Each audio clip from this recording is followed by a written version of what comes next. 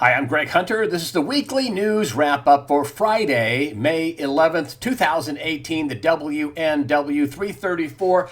I was shocked to get my copy of the USA Today Thought Shaping today and find on it actually at least a neutrally positive story, a gesture of goodwill, talking about the Korean deal. Of course, I don't know if they give Trump all the credit he deserves. I mean, he's been nominated supposedly for a Nobel Peace Prize, but it's really quite unbelievable that the mainstream press forced to call something good something good. I mean, that's just really kind of unbelievable that they actually had to do it. Plus, they also had the part where the three Americans held in North Korea also released. Donald Trump and Vice President Pence and the wives all met them at the airport at 2 o'clock in the morning. Just an unbelievable feat that, nothing's really happened in North Korea since the truce, which wasn't really the word in end. They just had a truce since Truman. That's quite stunning. And the mainstream press, at least some of it, at least USA Today, forced to call something good. Of course, everybody's in a tizzy about this. Trump withdraws the U.S. from the Iran deal. This is widely reported on Tuesday, the 8th of May. Boeing contracts in jeopardy. New sanctions put on Iran. Some of the thoughts I had here. Trump, strongest sanctions we've ever put on a country. They're talking about regime change. There's a memo or a note, some notes released out from that they're talking about regime change. Well, sure, they want a positive regime in Iran. Actually, when Trump talked, he actually talked to the Iranian people. The mainstream media just melted down, will not admit the Iran deal was the nuclear deal to curtail their nuclear ambitions was never signed. And that's a statement of fact, folks. This isn't Iran bashing. This isn't, pumping Israel. This is what it is. And to me, when you have a $150 billion deal that's not signed, sure sign of fraud. And I think in some cases, treason here in America and elsewhere. And I think everybody got something out of the Iran deal. They didn't care about the signatures. And I might say, here's the letter to Mike Pompeo from the Kerry State Department. This was in November of 2015. Hold on, let me see if I can get it to focus in. You see the State Department. This is to Pompeo. This is the letter that said, hey, it wasn't signed, and it's not legally binding or signed, but that doesn't mean we can't enforce it, which is totally ridiculous. Was not signed. And I think a lot of people, let's start with this. I think a lot of high government officials in multiple countries cashed in. I think people got bribed. That's what I think. I can't for 100% sure tell you exactly how it happened. But I think people got bribed. I think there were contracts given, lucrative contracts. I think there were kickbacks. I think that's the reason why Europe is freaking out. I think they are just as at risk in the Western world as the United States and all the Obama administration. John Kerry, I want to talk about him just more in a second. Merkel, we talked about Merkel, and Macron coming over, and the angst in the UK. Even though Theresa May wasn't, the prime minister when this happened, it was Cameron. But I think people in Iran, made out like bandits with this whole deal. And now sanctions are coming back on. And, there's no country on earth that's more devastating to give you sanctions than America, the largest country, the largest economy on the planet, still today. And, Kerry, John Kerry, Secretary Kerry, I've said this before in multiple weekly news wrap-ups, with this Iran deal, I think he did something criminal. I think they got kicked. I don't know how it happened, but I think it happened. Dr. Dave Janda from Operation Freedom is going to be a guest on the early Sunday release, and he has some insight and some sourcing and contacts on this. But Kerry, you got to wonder, he can't do anything. He can't say, they're talking about John Kerry's over in Iran trying to save the deal. Really, a save an unsigned deal? When he was pressed in Congress and elsewhere in the media, he didn't know much about the deal. Secretary of State. I guess he knew about the pallets of money. But imagine this now. You're Iran. You had $150 billion, maybe more, on the table. The vultures in the West, in Russia and China, everybody wants a piece. Everybody wants something. They want, lucrative contracts, or their officials want bribes. Everybody wants donations to, I don't know, whatever. Donations, bribes, kickbacks. But you're Iran, and you knew you had 150 billion minimum sitting in the kitty. And people in America got money. People in the UK got money. People in France got money. People in Germany got money, Russia, China, and all of a sudden Trump comes in and kills the deal, and you're back to having sanctions. Ooh. Now, if you're Iran, you're going to say, hey, you weasels, you got your money. We had sanctions relief for 3 years, and we got them back on us now. What's up? You think Kerry might be over in Iran telling people in China, people in Iran to, hey, don't spill the beans. Don't tell what happened. Maybe Iran gets, comes out and says, hey, Donald Trump, you want to find out what happened in this deal? The reason why nobody signed it? Here's what happened. Hey, how about the Trump administration calls up Iran and says, hey, listen, you want to break on sanctions? Tell us who got the money in this deal. I think that's what Kerry was doing over there. Couldn't fix it. Totally unsigned. He knows it. He's playing stupid so he can say, that went on? I didn't know any of that. It's fraud, folks. You don't have a deal like that, no signatures. It's total fraud. I think Iran is feeling pretty screwed right now. They ponied up them. I mean, who knows how much they actually got back? Did they get 75 billion back? Did they get 100 billion? Did they, what did they get back? How many people took a chunk of that digital money that was that they had holding against Iran to try to get them in line? Huh? How much money did they get back? They figure, hey, listen, you're taking all this money. And I said before, this is how they got the deal where they got pallets of money. Hey, you took 50 billion. Can't we have a couple of billion on pallets? We need it. Total fraud. And that's going to get exposed more and more as we go on. I want to come up with this. It's another big win this week. 5 most wanted ISIS leaders captured. It's funny how we went on and on and on with this for years. Since I started at USA Watchdog since 2009. Probably since, 2010, 11. I'm talking about all the ISIS and connections and the gun running and how we're not knocking them out and we're letting them sell oil and their U.S. vehicles are bought at auction, old plumbing trucks, and they end up getting sold to Turkey, and then they have an ISIS machine gun mounted on the back. This went on for the entire Obama administration. Trump pretty much knocked that out in about a year. And now we got 5 most wanted ISIS leaders captured.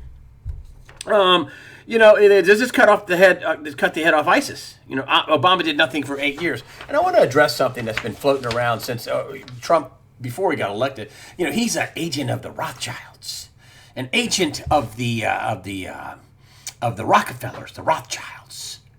He's a shill. Really? Well, let me tell you, the Iran deal that he just backed out of, that was something the Rothschilds wanted. That was something the New World Order people wanted. Let's just call them that. The Trans-Pacific Partnership that he backed out of, that was something the New World Order people, call them the Rothschilds, wanted. The Paris Climate Accord, that phony thing, where China and India with 2.6 or 7 billion people get to continue polluting till the year 2030 while America pays for it. Yeah, that was another construct of the Rothschilds, New World Order, Luciferians. You pick your poison. Did Trump have dealings with the Rothschilds? He sure did. Did they bail him out? Well, they could let him go down and get nothing or bail him out and get some of their money back. I mean, in that world, Donald Trump's world, where you're talking about millionaires and billionaires, that's a small world. That ain't the world of, me, blue collar Greg, who's got a general studies degree, whose dad was a machinist, and I'm proud of my father. That's not, that's, our world is big. There's lots of us, middle, poor, deplorables out there. Donald Trump's world's a lot smaller than that. Did he run into people he didn't like but did business with anyway? Yeah, I'd say he did. But let me tell you, Donald Trump, have you heard about Hillary Clinton? There are limits on the Second Amendments, as I've said with this Chris Wallace interview, and limits on the first two. Hey, that's not what Donald Trump's about. He's up there standing in front of the NRA saying, go, hey. He wants regular people to have weapons, to have their rights. The Illuminati, the Rothschild, they don't want that. And I know about Genie Oil in the Golan Heights. Listen, when the Golan Heights was captured because it was a strategic location after the Arabs attacked them in 67 and 73, they were never going to give that back. So, yeah, Genie Oil, owned by the Rothschilds. Yeah, okay.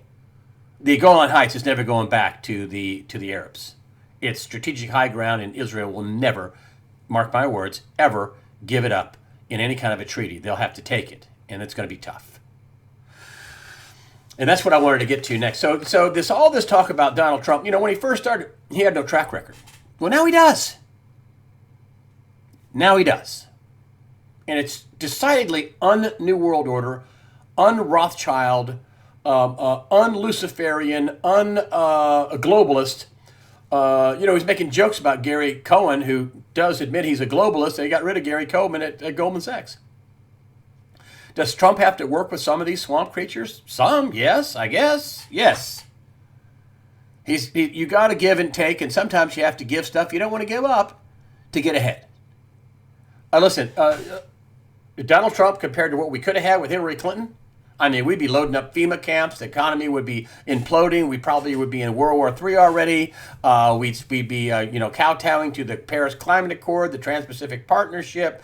We'd probably have bills in Congress to get rid of all the guns. Listen, what we were facing with Hillary Clinton was and the Rothschilds backed Soros. Rothschilds backed Hillary Clinton, Barack Obama, the Obama administration, John Kerry, all these crazy deals. They backed it. I'm just happy. Is he perfect? No. Do I agree with everything he does? No. Does he do some embarrassing things? Yes.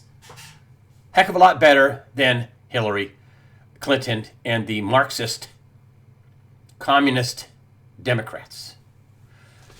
Now we got one place, cooled down, the Korean Peninsula, which looks like it's going pretty good. And then we have the Middle East. Iran blitzed. And this is Israel hits Iran's Syrian bases with 70 missiles, killing at least 23 fighters. They supposedly had 50 some odd targets. Fighters, at least 23 fighters, and these are people the Iranians are training with. They have their own Quds forces and other people there, generals, and vowing if it rains in Israel, it pours in Iran. Now, they're making a direct threat against Iran, their homeland. Israeli fighter jets have bombed military bases, munitions, warehouses in Syria in revenge for Iranian attacks on the Golan Heights. There we are, the Golan Heights again. And, I want to point something out to you. Israel is attacking Iranian bases in Syria. Now, let that sink in. Where did they get that money to build? Reportedly, there are 10 Iranian Syrian bases. Where did they get that money? Oh, yeah, the Iran deal. Yeah, the nuclear deal. Right. Yeah, there. Listen, if Israel was building bases in eastern Iraq, you'd have the UN involved. You'd have a global uproar. You'd have unbelievable. But Syria building bases so they can attack Israel. That's okay. That's not a problem. That's not a problem at all. And here are the bases. Here's more news stories. Just came out in February, and of course nobody really saw anything about it. Iran has 10 military bases in Syria, 2 near the Israeli border, training 20,000 fighters. This is a Breitbart story. Training militias from Bashar al-Assad's regime for a future war with the Jewish state. A future war with this Jewish state. That's a big stretch, isn't it? Having all those bases there. Well, what else would they have them there for? But well, what happens if somebody, maybe laid it out a few years ago? Somebody in Iran, somebody really high up in Iran, laid out the fact they wanted to destroy Israel and laid it out in something you could sink your teeth in. So, there wouldn't be any mistranslation like they've said for years. Oh, yeah, that's Farsi. You mistranslated it. That's really not what they said in Iran. Yeah, okay. So here we go. And might I just bring you back to this? Iran publishes a book on how to outwit U.S. and destroy Israel. This is a New York Post story.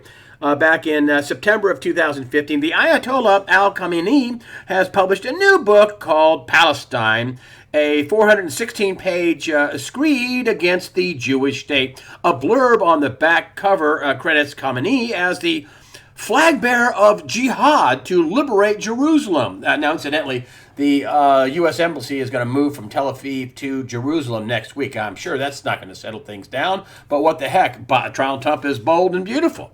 Khamenei makes his position clear from the very start. Israel has no right to exist as a state.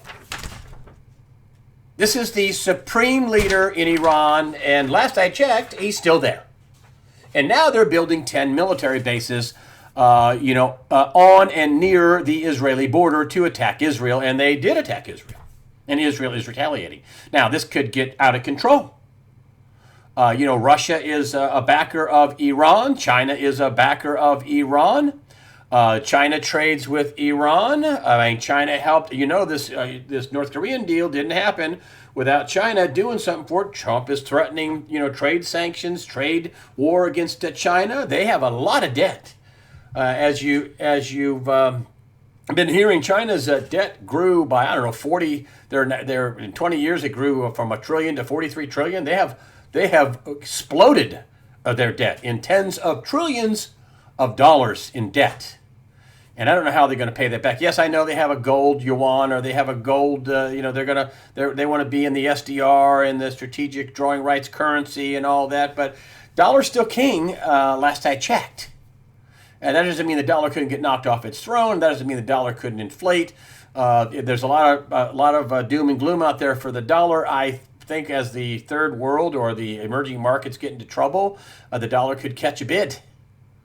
That doesn't mean that everybody should feel all warm and fuzzy about with a $20 trillion deficit and $21 trillion missing, as Dr. Mark Skidmore, something like 40 trillion in debt units out there that we know of. And so, what countries like Russia and China are doing, along with very wealthy people, and that doesn't just include people overseas, but people in America and these are wealthy people. These are people that don't buy coins, they buy bars. And they're buying gold. So, here we have this next story here is a CIA nominee. I'm not going to say much about this. Says torture doesn't work. This is Gina Haspel. Brennan came up with this whole torture thing when in his reign, or just before his reign, and he approved it, John Brennan, the former CIA director. And, listen, this is the first female CIA nominee in history. Do you think the Democrats really are going to vote her down? Hey, come on. And you're worried about waterboarding people, and I think they have 3 on record waterboarding to get information, which isn't right. I'm not for torture, but I'm darn sure not for the drone murder program, which occurred during most of the first and much of the second Obama term, where they killed 3,000 people without any due process, including American citizens and boys, that 16-year-old boys that were targeted specifically, not killed in collateral damage. And the Obama drone murder program, where he bragged about he was good at killing people. The Democrats are all, you waterboarded some people. Well, no, I didn't sign. I wasn't read into it for a year, she says. No, I don't believe in that, but I didn't do that. I'm just an employee there working. I was down the chain. Listen, this Gina Haspel chick is probably a good pick, and I'll tell you why. And I don't know much about her. And she's probably a good pick because Pompeo was over at the CIA. And he's now Secretary of State. And there is no way Donald Trump would have nominated her unless Mike Pompeo, and he called him and said, who do you like? And he would say, I like this Gina Haspel. I think she'll work for you and she won't work against you. And I think she's going to be confirmed. This is a much ado, all about nothing, that the Democrats are gonna vote down the first woman CIA director. Republicans couldn't make hay with that come the midterm elections, could they? She's going to be in, mark my words. She's going to be in. I just want to tell you a little bit about the newspaper. I've been telling you for a long time about the thought shaping and about what they want you to believe. And if you don't believe what they believe, there must be something wrong with you. What? You don't believe in abortion? You don't believe in the whole LGBT whatever it is? Well, first of all, let's talk about the blue wave. And I'm calling it the blue fizzle. That's another construct where they came up with this, we have the blue wave. And I think, listen, the early on wins they had, I think there was voter fraud. I think there's election fraud. They do it in every election. I mean, Project Veritas had Bob Kramer, who was going to the White House and meeting with Obama on camera saying, yeah, we cheat. Yeah, we have to make sure that, the Democratic National Committee is not tied to this cheating. But we cheat. We cheat. On camera, Project Veritas, in 2016, and before the November election. And so here we have my local newspaper, and wow, no blue wave. 9th and 13th district wins give Democrats hope. What happened to the blue wave? Well, let me tell you what happened to it. It fizzled. That was a lie. Another big mainstream media lie. The blue wave. Right. Let me get this straight now. The blue wave is going to float on repealing the Second Amendment. They can't even get 40% of Democrats to vote for that, let alone blacks and whites and Latinos. 10, 20%. You can't. Yeah, that's a downer. You're going to go with a repeal of the Second Amendment. That ain't going to work. You're going to go with a universal basic income, money for everybody, federal government jobs, a job for everybody. You're going to go with all this crazy stuff. And I don't see how you sell that. I mean, you're going to try to do away with all this stuff and go against people's rights and raise taxes. You're going to run on raising taxes. You're going to run on taking people's rights away. You're going to run on Marxism. That's a tough sell. So my prediction is, mark my words, come the November 2018 election, the Democrats will have to resort to cheating. Here's another story I wanted to bring you up in my crazy ultra left-wing liberal newspaper. When you call them and tell them, hey, listen, why don't you just quit pushing this thought shaping and this, these crazy ideas down all of our throats. Well, here's one.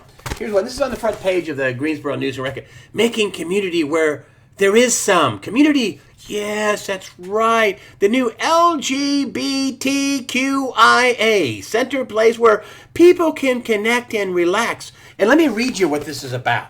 It's a new center.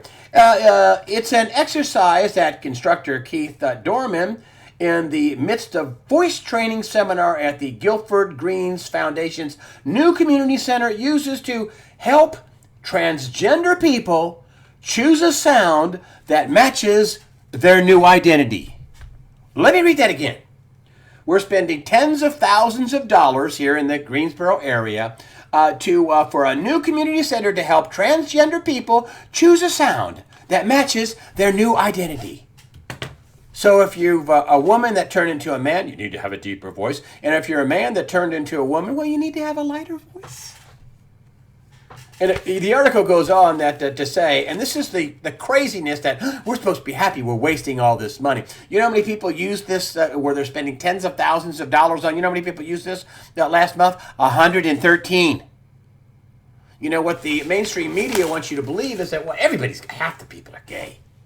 And there's probably 20, 30% that are transgender. Really?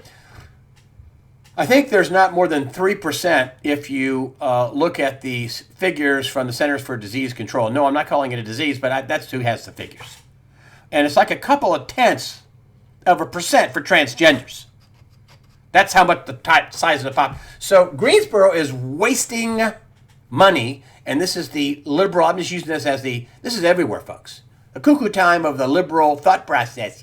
We're doing something for the LGBTQIZZBDH. They're doing this because they want it to be bigger than what it really is. They know it's a very small amount of people. the LGBTQIA. This is worth it. I'll just give me a second here. Indulge me. And I'll tell you what the LGBT. Okay, it's the LGBTQIA, the lesbian, gay, bisexual, transgender, queer, or questioning, intersex, and asexual or allied.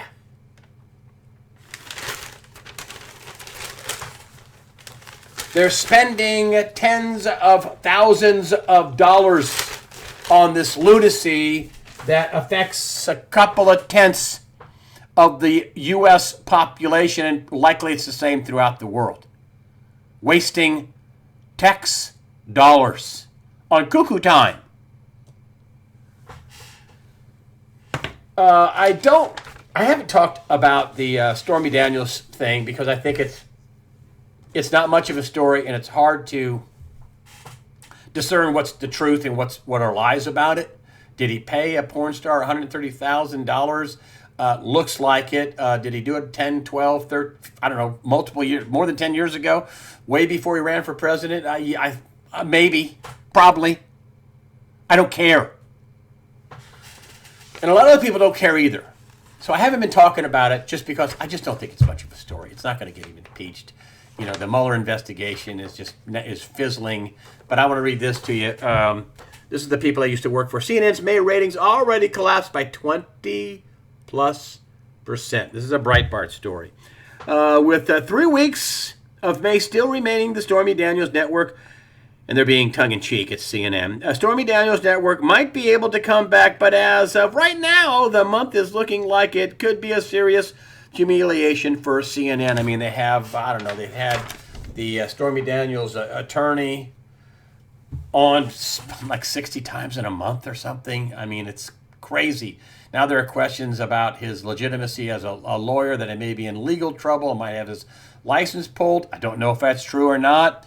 For things that he's allegedly done. There's also questions about who's paying him. Stormy Daniels says it's not her. Well, who's paying this guy? I mean, lawyers are not cheap. $300, $400, $500 an hour, depending if you get a big time lawyer. A lot of time with this case, especially all the time he's on Trump. He says they're donations that he's getting and money from his client. Well, his client says that's not true. He's not getting any money.